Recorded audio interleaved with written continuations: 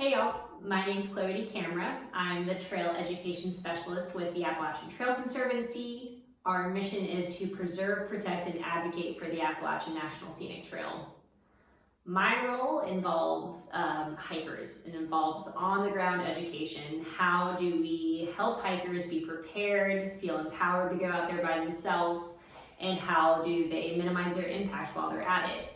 So I can do anything from training rangers to go out 4 days a week. I can develop backpacking courses for novice hikers. I can deliver workshops on how to hike the AT and how to be an advocate for the trail. Part of my job now that I love so much is that I get to work with teachers and students, and we get to see how we can incorporate public lands, including the Appalachian Trail, into their curriculum or their course load or their school extracurricular activities. And that is so cool because I'm not a professional teacher by trade, but I'm there to support them and I'm there to learn from them. So I love my job in a sense because I created my job. There wasn't a trail education specialist before I got here, and I've been with ATC for 6 years, and over that timeline, my job has evolved to be what it is now. And I think that's the coolest thing, and that's why I love working for my organization so much. You'd think someone with my job description would have grown up backpacking, hiking, etc., all that, but that couldn't be farther from the truth. I am the youngest of 5 kids. I was born in Chicago. We didn't move down to North Carolina until I was 3. And while I was raised in the South in a very beautiful mountain town, my household wasn't Southern, my household wasn't outdoorsy. We didn't really do much outside besides play.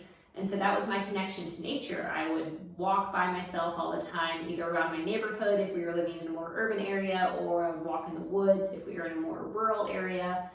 Or I would just play with my siblings, or quite honestly, I would play by myself. I would make up songs, I would sing, I would dance, I would do anything outside. And when I got a little older, as a teenager, I would start to drive and go out to scenic highways, the Blue Ridge Parkway, for example, and just sit on the hood of my car and look.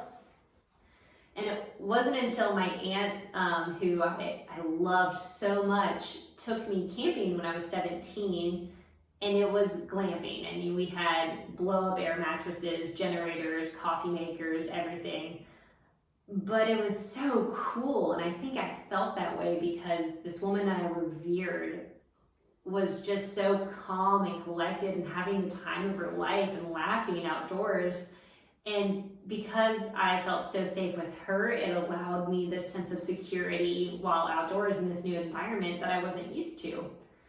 So after I graduated college, I'd gone on one backpacking trip, hated it, pretended to roll my ankle, and it wasn't until I graduated college that I planted this seed in my head of, well, maybe I can thru hike. And so the following year, I started volunteering with the Appalachian Trail Conservancy a couple days a week. That led to seasonal work in the Smokies for 6 months, coordinating volunteers. And then I actually started thru hiking. So I got on the trail in Georgia, Springer Mountain, Georgia, and I hiked for 142 days all the way north to Maine.